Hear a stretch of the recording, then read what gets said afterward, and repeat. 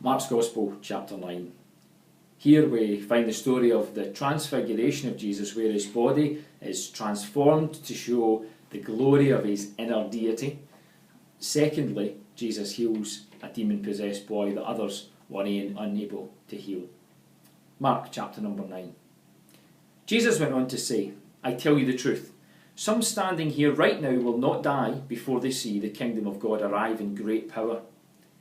6 days later, Jesus took James, Peter, and John and led them up to a high mountain to be alone.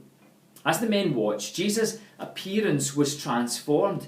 His clothes became dazzling white, far whiter than any earthly bleach could ever make them. Then Elijah and Moses appeared and began talking with Jesus. Peter exclaimed, "It's wonderful for us to be here. Let's make here 3 shelters as memorials, one for you, one for Moses, and one for Elijah." He said this because he didn't really know what else to say, because they were all terrified. Then a cloud overshadowed them, and a voice from the cloud said, "This is my dearly loved son. Listen to him." Suddenly they looked round about. Moses and Elijah were gone, and they could only see Jesus with them. As they went back down the mountain, he told them not to tell anyone what they'd seen until the Son of Man had risen from the dead. So they kept it to themselves. But they often asked each other what he meant by rising from the dead. Then they asked him, "Why do the teachers of the religious law insist that Elijah must return before the Messiah comes?"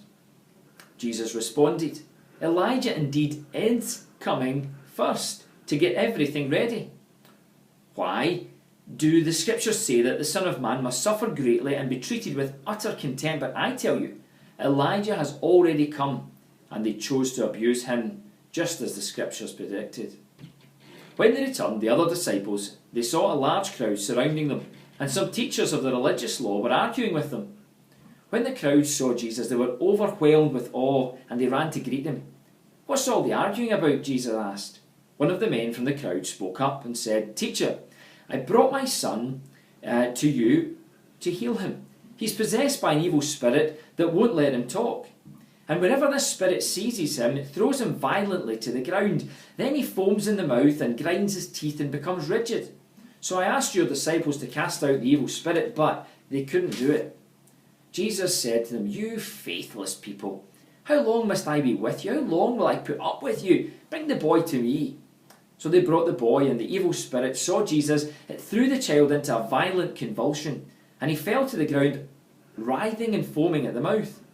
"How long has this been happening?" Jesus asked the boy's father. He replied, "Since he was a boy. The spirit often throws him into the fire or into the water trying to kill him. Have mercy on us. Help us if you can." "What do you mean, if I can?" Jesus asked.